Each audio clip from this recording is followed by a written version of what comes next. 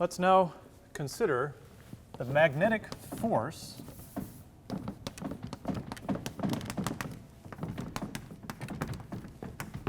on a charge. Now we're back to charges. So remember, there's no magnetic charge as a source of the magnetic field. There's only dipoles. That's what we were talking about. But the magnetic field still applies a force to a charge. So sources is where there's no magnetic charge, there's only dipoles. But what you do to a charge, that's the idea of the B field. Right? So just like the electric field applies force to a charge, that's really all the magnetic field does. It applies force to a charge. So let's look at the equation then that describes that force. I kind of showed it to you before because I showed you the total force on a charge for E and B. But if we just look at the B part, then it's just Q, the charge, the magnitude, or the charge on the charge. V, it's velocity cross B. That's the equation. If you have a charge moving in a magnetic field at some velocity, this is the force it will experience. The cross product here is a way to multiply vectors we haven't used yet. We've talked about the dot product to get the amount of work something does. It's the force dotted with the displacement, F dot D vector. And that's really how much of these forces along each other, and it gives you a scalar. But there's times when we need to multiply two vectors and get a vector. So that's what the cross product does. It's a way to multiply two vectors and get a vector back. So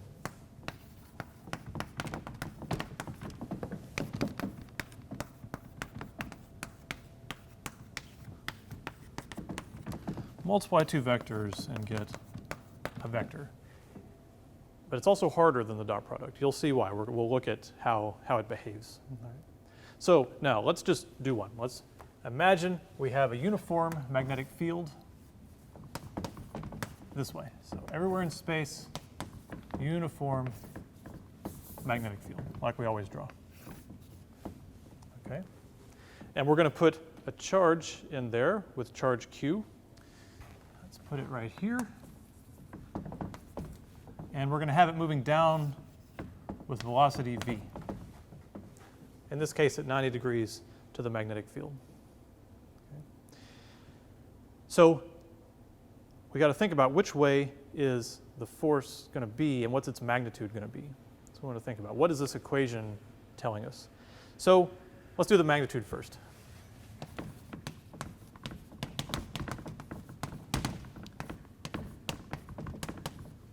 The magnitude is simply Q. That's just a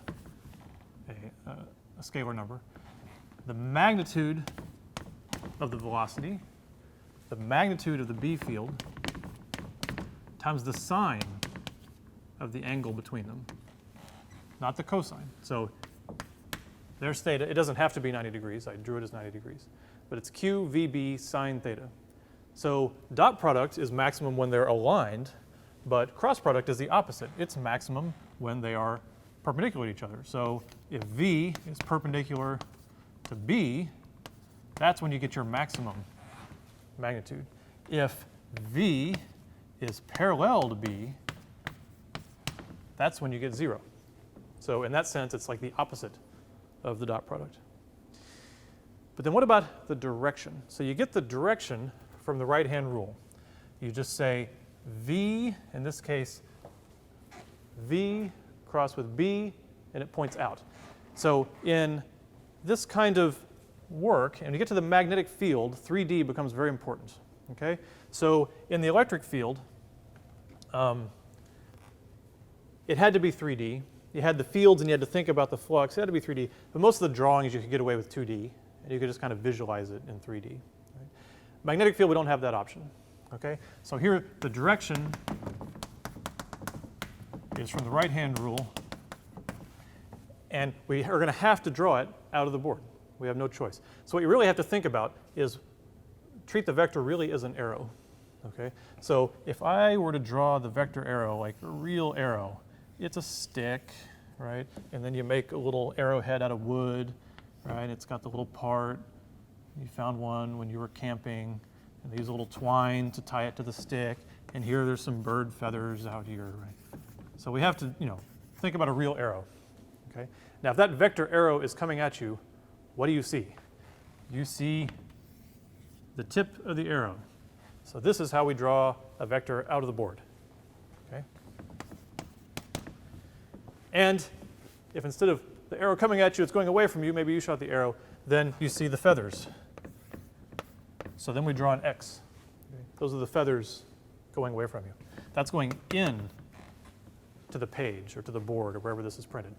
Because in magnetic field, everything is always three-dimensional because the B field and the velocity direction make a plane, and then the force is always perpendicular to that plane. So there's just no way to do little approximate 2D drawings. So if I was going to draw this force on this charge, I would probably draw it kind of right next to it, and it would be a circle with a dot, because the right-hand rule made it point out. So there it is.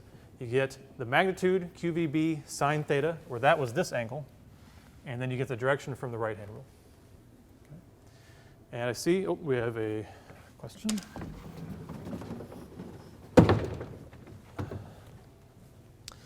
Let's see here, we've got, where'd the question go? There, oh, friends of P, right-hand what?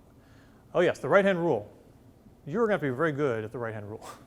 So to understand anything about magnetism requires constant use of the right-hand rule. It's a way to use your hand to figure out what direction something's going to be. So why don't we'll take a break and we'll think about the right-hand rule for a little bit. So friends of P asked about the right-hand rule, and many of you may also have been wondering about the right-hand rule. So what could that possibly mean?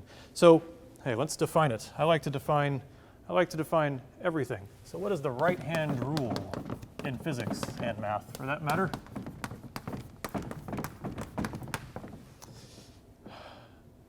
It's how to find the direction of a cross product, really. How to find the direction of a cross product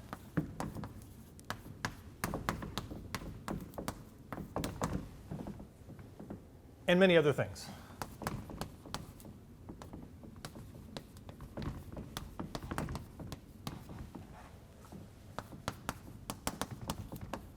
So it's really the right-hand physics, it's the right-hand rules. We use it a lot of different ways for a lot of different things. This is the first place you usually see it, is figuring out a magnetic force, because that's one of the first cross products that you see. So let's just set one up and use the right-hand rule to solve it. Again, let's have a uniform B field to the right. Let's have a charge with some charge Q and a velocity up at this time. We said the magnitude is QVB magnitudes times the sine of theta, but the direction we had to use the right-hand rule. So it's a way that you use your right hand to figure out which way the force will be. So let's go through the rules of using the right-hand rule.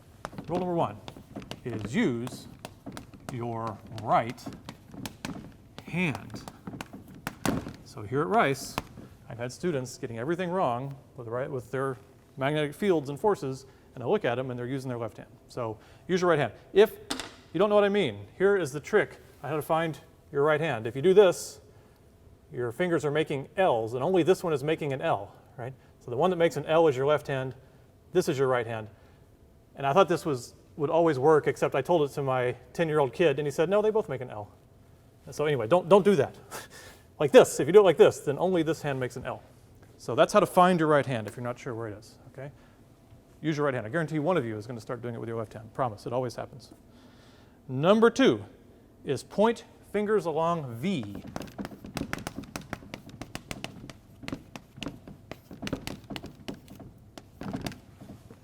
Well, that's not hard. There's my fingers. This is my thumb. These are my fingers. Point your fingers along V, okay? But then, it's not that simple. Turn them towards B. Turn fingers towards B. And that's when you realize it actually matters which way you have your hand, right? I can point my fingers along V this way, or this way, or this way, or this way. And I can go all the way back around. Those are all pointing along V. But then if you want to be able to curve them towards B, there's only one way they can point. And that is this way, because then they have to curve towards B. So that is V, curve towards B. And then the third rule is, or the fourth rule is that your thumb will be along F. So if we come over here for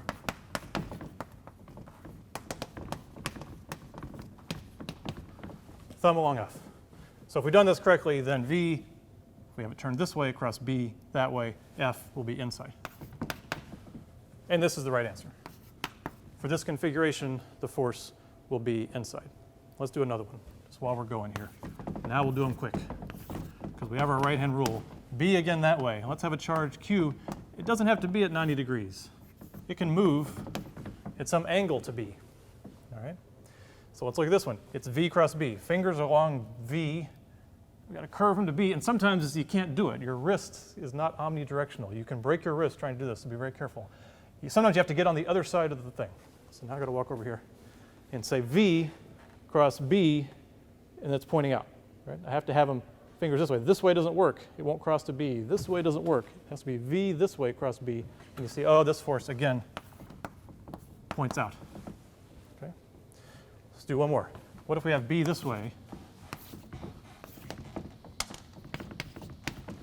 B that way, and let's make V that way, same way for our Q. V, now we need to cross it to B. Oh, wait. If you get really confused and you can't figure it out, it's probably because there is no cross product. Okay? If they're at the same direction, the sign is 0. V cross B is 0. There's no answer. If you get confused, you may have messed up. But if I get totally mixed up, it's because I forgot, oh, theta 0. They're the same way. So that's one way to use the right-hand rule. That's how we use it to find a magnetic field. There's another aspect of this you have to keep up with, though. For a right-hand rule to work,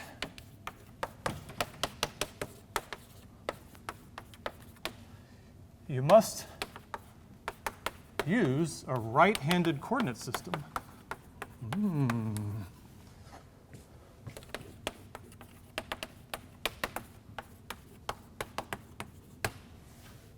So what that means is if you think about it, when you draw a 3D Cartesian coordinate system, you have x, say, there, and you have y there. And it's sort of arbitrary which way z goes, right? I can make z go up or z go down. Well, it actually matters. If you want your right-hand rules to work and give you the right answer, positive or negative, there's a certain way it has to go. It has to be that the k hat vector has to equal the I hat vector crossed with the j hat vector. Z has to be x cross y. So if I put my fingers along I hat along x, cross them towards y, z has to be this way. That's the positive z direction, not down. So it does actually matter which way you draw z. We could also draw it like this. Here, if we put x this way, y that way, x cross y, z would have to be out if we want this to all make sense, if we want all of our cross products to come out right. We could have x going off into space this way, y going off into space that way, and x cross y, here z has to be down. Okay? So in some problems, you don't even draw a coordinate system. We just show you a piece of paper with a diagram and say which way, left, right, up, or down.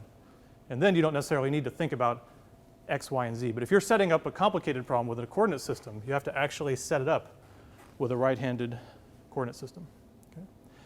Finally, some people have a lot of trouble with this whole thing. Their wrist is stiff. They can't get it all the way around. So there's a second way to do this. Okay? Second way is this. Take your right hand. It's still the right-hand rule. And you say, you give somebody a thumbs up, I like you. And then you say, no, I'm going to shoot you. You're going to shoot them. Then you give them a little rude gesture like that. If you put your fingers like that, that will always also make a right-handed coordinate system. And you just have to remember that if you do this, that tall man is what I call that middle finger equals thumb cross index. Tall man equals thumb cross index. So if you would rather not do this version of the right-hand rule, you can just hold them like this, and you can always get it right. Because here, let's see, it would be that V cross B, V is thumb, and B is index. So tall man is the force, and there you go. V cross B, and my finger here is pointing in. Here, my thumb is V, and let's see, my thumb is V, and here's B, there you go. And then you can see tall man is pointing out, just like the force. And here, of course, there was no cross product. Okay. So that's another way to go. And if you really feel like it, you can do what I did. This is allowed. This is the one allowed cheat sheet, is you can just write V, B, and F on your fingernail there. If you get it tattooed, I'll really be impressed. If you tattoo it on your pads, then that's an automatic A+. We also use this on campus. A very important use of this is it's the class gang symbol. Okay, so when I walk around campus, all these freshmen they're actually fairly frightened of me. And they kind of won't make eye contact and walk away. And I feel like a freak when I walk around campus. So I told them, let's not talk. Just when you see me, we'll just sort of give each other one of these, quick right-hand rule. And then I know, okay, it's a freshman, it's a 102 student, everything's fine. And I think for the edX community, when you do the meetups, right, you're going to do a meetup, maybe you're going to go to this coffee shop. Is that an edX person or just something else? So you just kind of give them a quick one of these, and then you'll know at the edX meetup that is a 102X person. That'll help you find them. So I think it has international appeal. All right. We've been talking about magnetic fields, but really we've just been talking about little arrows and right-hand rules. We haven't done anything with numbers yet. We haven't even talked about the unit. So let's get the unit, and then maybe, pretty soon, we can actually work a problem. So the unit, you can find it by looking at the force equation. So F equals Q V cross B. So if we think this is in newtons, and this is in coulombs, and this is in meters per second. So the unit for B must be in newton seconds per coulomb meter.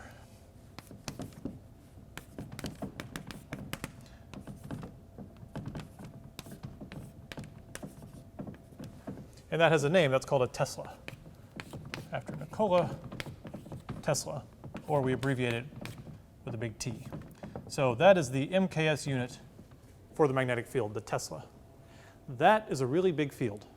Just like a coulomb is a really large amount of charge, a Tesla is a pretty large field compared to sort of everyday objects. So we have another field, or another unit that we also use. So we can say that 1 Tesla equals 10,000 Gauss,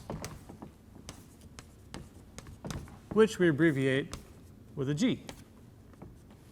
So Gauss is another unit of the magnetic field, and it's not 1,000. Usually we have these things always changing by factors of 1,000. This one happens to be 10,000. Okay? So let's look at a few fields, just to give you some order of magnitude before we think about some problems. If we look, we know that there's a magnetic field at the Earth's surface. That's why magnets work. And it's about a half a Gauss, depending on where you are on the Earth's surface. Another thing would be, say, a refrigerator magnet. Those little black magnets that are common are stronger than the Earth's magnetic field. They can hold something up. They don't just barely turn a needle. And it depends. They're roughly 100 Gauss. Okay. The last decade or so, we now have these new rare earth magnets, these neodymium, samarium cobalt, all these really strong magnets have become easier to make, and you can get them. And they have much stronger fields. So let's say a neodymium magnet.